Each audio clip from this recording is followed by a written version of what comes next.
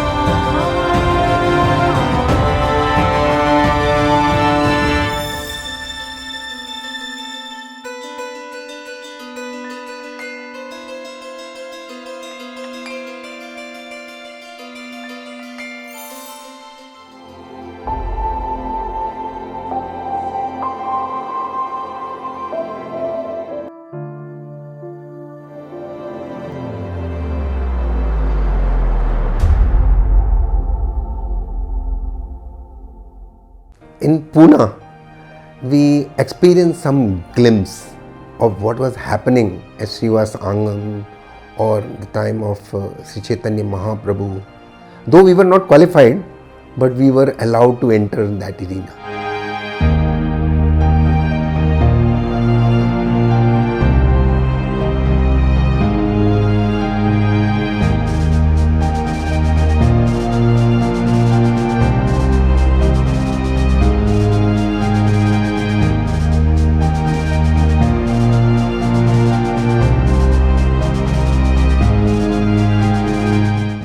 So the first year was purely an outing, though maybe Maharaj had something in mind, we don't know. But and then next year also, when we went in 87, we didn't know that it was going to be every year for the next 23 years. First time when Krishna Chandra Prabhu told me that we are going to have Pune Yatra in our Pune bungalow, and about 50-60 people will be there. So I had shock of my life, because I said there are only 9 rooms. How can be 60 people stay there? And 87 was an extremely good experience. 102 devotees came, and then 1988 we had 125 or so, and then it just took off.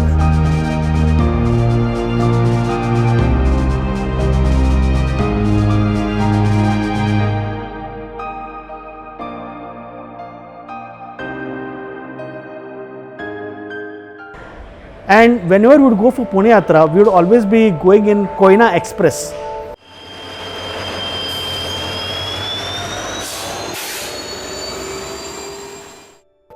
It would not really begin in the Mafatlal bungalow. It would begin at the train station. During our traveling, Radhanath Maharaj would be doing ecstatic kirtan, and we all would be jumping and dancing back and forth, standing on the seats.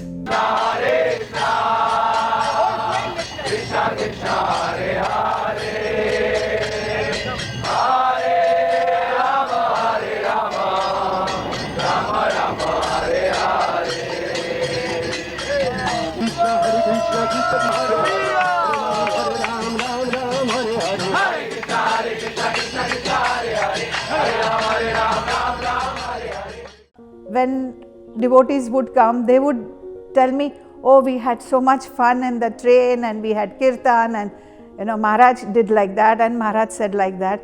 So I was really missing everything. And then I told Krishna Chandra Prabhu, coming back, I am coming in the train, and next time also I will go 2-3 days early, but I am going to go and come back in the train. I remember that we were scratching our head. He said, first year 64, how 64 will fit in one building, from bungalow, 9 rooms, 7 people. And then later we got used to it, 15 or so, 17 in a room, could pack it. In the garage, गाड़ी को निकाल के 20 boys were there. I think Radha Gopinath Prabhu, some of those were taking care of the boys. They were there. You know, once we had one name, Smita Ranjan Patnaik. So I put it in the Mataji's category. Fortunately, Gaura Prabhu said, "Ye to is our Radha Vallabh Prabhu." Smita Ranjan Patnaik, bach gaya. But he and his mother, so I was putting both. I thought it's a lady. So like that, the minor hiccup. Imagine in the bungalow, first floor, only about 70 Matajis are usme. But I came to know before. We used to start our day in the morning from 5 o'clock. Our morning program itself was completely getting over at around 1:30 in the afternoon. 5 to 7, some devotees we used to chant together.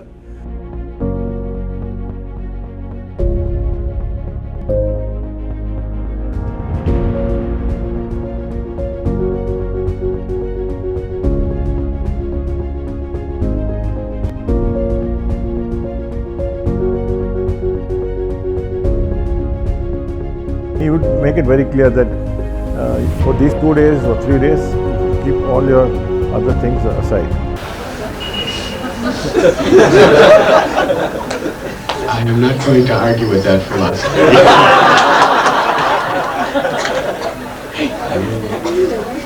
I will support you.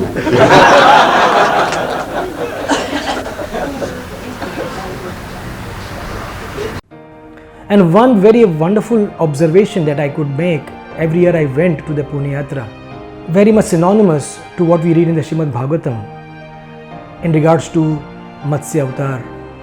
That first there was a small fish which was contained in a small container, then the container had to be increased because the fish was growing, then they needed a bigger container. This is exactly what happened in the Pune Yatra. Every year we went, we first started in a small room. Everyone would fit in the room. There was kirtan happening, dancing kirtan happening.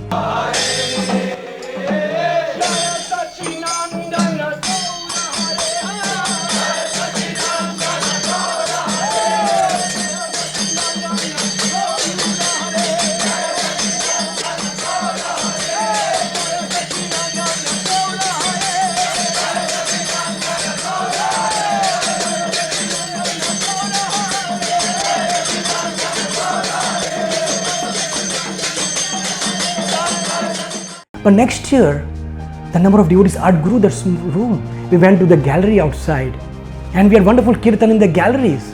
And then the next year, the gallery was too small. And then we went to the outside pandal which was made. And we were wondering, oh, how can we have kirtan in the pandal in the garden? But it was a wonderful experience. But the next year we went, and the next year and the next year, the pandal size kept on growing, growing and growing.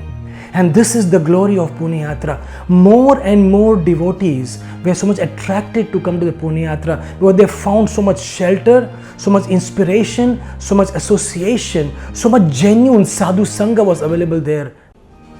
One highlight were the spontaneous dramas. It was truly spontaneous and it was a good drama. A window to the spiritual world opened up through these dramas. Devotees could peek into that windows and see these pastimes while the kirtan was going on. And this was also a special feature of the Pune Yatra. The kirtan would stop. And some devotees, Radha Gopinath Prabhu, Rohindan Prabhu, Shridama, oftentimes myself, we would break into a spontaneous drama. Tail, this is not fair! The tail is inferior, the mouth is superior. What you're saying is right. Right? Yes. So you want to change your purport. The demigods and the demons, there's a difference.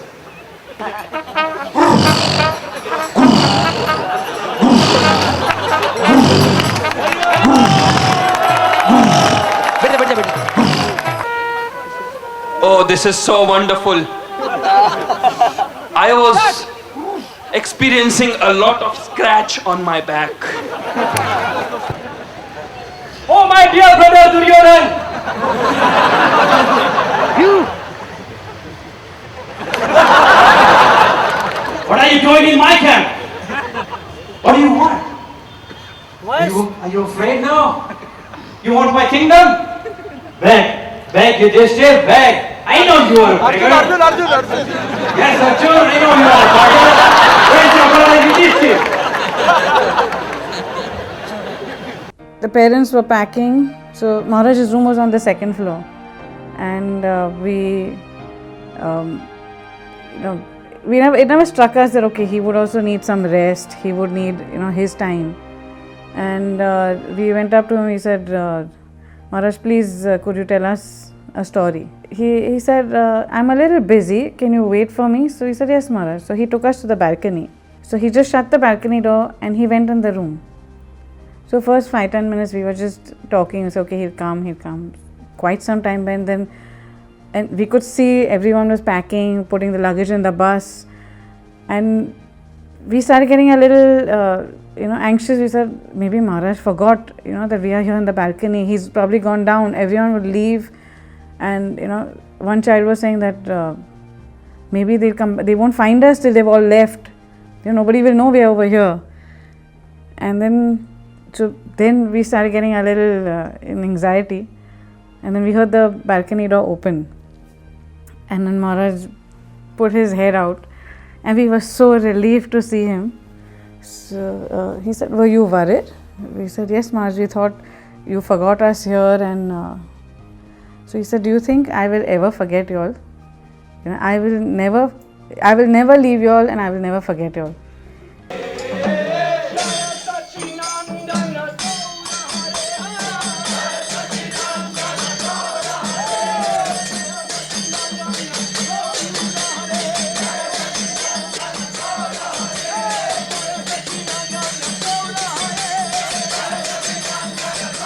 Devotees would perform kirtan on the lawn, and therefore the lawn being full of dew in the morning, when you would go back to the rooms, your legs were stuck with wet grass, and going to the bathroom would become very dirty. But we would do our work in the bathroom and then we would come out. It was learnt later that one day Maharaj was inside the washroom. Everyone was out, or maybe down below in the lawn. Maharaj took a long time, and people were wondering what's happening inside. And then they found out that Maharaj actually, because the washroom was dirty, with his own hands, he had mopped the whole floor, he had cleaned the whole bathroom, and made the whole thing so nice, because it was in a very unkept state. And then devotees felt so ashamed that Maharaj, in spite of his stature of being such an exalted Vaishnava sannyasi, yet he was doing the menial service of cleaning the bathroom which was used by the devotees. Few experiences that really stuck me as very touching. One was when His Grace Krishna Chandra Prabhu himself expressed that he got up at 2:30 in the morning, came out of his bungalow. At the door, he saw a shadowy individual coming and doing something near the shoe stand. He wanted to put the torch, but the person disappeared, and he found out who that person was and what was he doing. That person was actually arranging all the slippers which had gone here and there. In that darkness, he was trying to match the slippers and trying to put them in place and very nicely arrange it. And you know who that person was? It was His Grace Sankirtan Prabhu. Maharaj used to have long Sandhya Artis, and once Kirtan would begin, it would be like it's never ending, and we wanted it to be never ending. Of course, in those days, we did not have this rule that sound systems should shut at 10 p.m. So there was no expiry date to the Kirtan.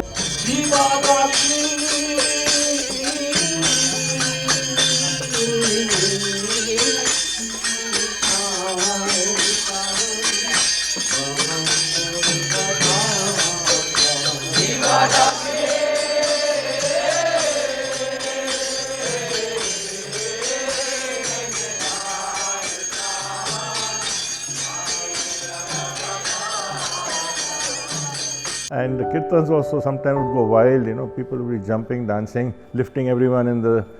he allowed it. He used to just play kirtan and everyone would just go crazy. It was the mood that he really created.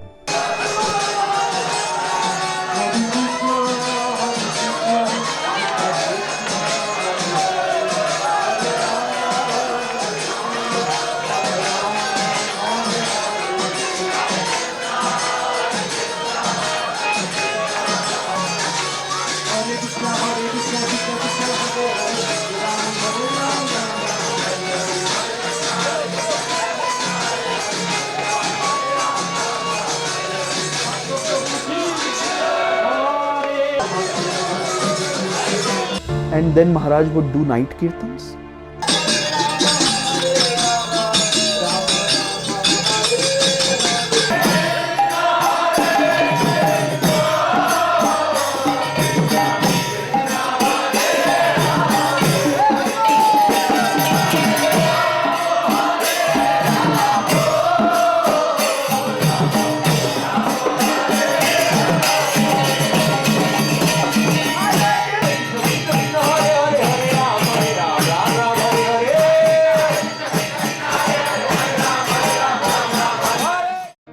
One day, Jandanivas Prabhu went into a state of ecstasy, and he got up and started dancing like Narsinghadev.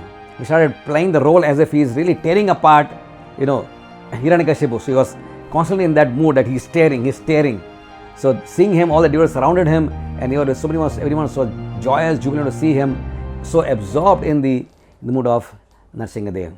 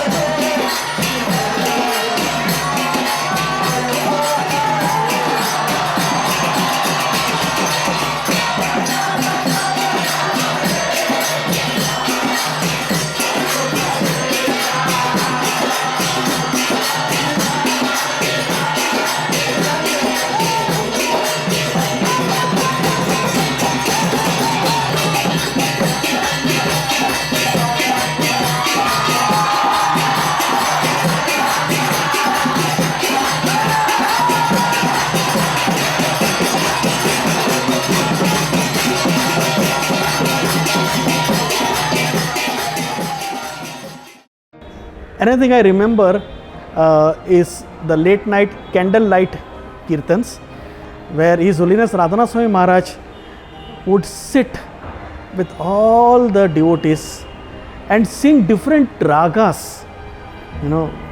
Every night there are different ragas which would be sung, and during those ragas he would narrate those wonderful pastimes of Lord Chaitanya Mahaprabhu. Especially I remember one instance where he spoke on the Lord leaving the house, leaving behind his good wife Vishnupriya and then his mother to take sannyas. And the way he sang, I still cannot forget that. It was in Rag Bhatiyar. Hare Krishna, Hare Krishna, Krishna Krishna, Hare Hare, Hare Rama, Hare Rama, Rama Rama, Hare Hare. Hare Krishna, Hare Krishna, Krishna Krishna, Hare Hare, Hare Rama, Hare Rama, Rama Rama, Hare Hare Krishna, Hare Krishna, Krishna Krishna, Hare Hare, Hare Rama, Hare Rama, Rama Rama, Hare Hare. One important feature of the whole Puna Yatra was celebrating Radhanath Swami's birthday or Vyasa Puja. And this was always on the Saturday of the Puna Yatra weekend. And it was the most intense part, because sharing our offerings for Maharaj and sharing our mood used to make 100% of the devotees just weep. And devotees would weep to such an extent, expressing their love for Maharaj and what Maharaj actually means to us. We were not able to gather our feelings because the hearts were so much overflowing for what Maharaj has done for us. They literally used to sob. And I also remember some recordings and photographs where even Maharaj sitting on the Vyasasan was continuously shedding tears in reciprocation to their love. I remember one year, Raghunath Prabhu came forward to speak his offering. And he said, Maharaj, The Vyas Puja offerings of Radhanath Maharaj has always been such an emotional affair. We know it from last year's experience. So the first thing I promised myself this time is that I wouldn't cry. He just said, Maharaj, who are you? And then he just burst out and he got choked up and he could not continue, and that was his only Vyas Puja offering. Jayapatak Maharaj was seriously affected by a massive brainstem stroke. When he came to know that devotees are going to Pune, he said, I want to go to Pune also. Now here was the time when actually he was so weak and practically all his limbs were paralyzed, he could not speak, right? It was such a bad state of health because he needs a psychological change to do the thing which he loves to do. And he loves to be with devotees, so that will help in his recovery. So devotees, Dr. Dilway said, let him take this journey, even though a little risky.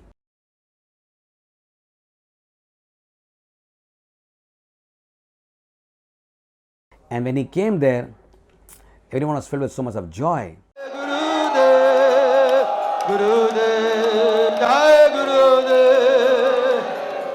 This intense experience is something we can never forget, and we are eternally grateful to the Pune Yatra, to Krishna Chandra Prabhu, to Radhapriya Mataji, to Radhanath Maharaj, and to all the devotees for giving such a beautiful experience in the Pune Yatra. Anyone who has experienced it is again and again asking, will there be a Pune Yatra soon?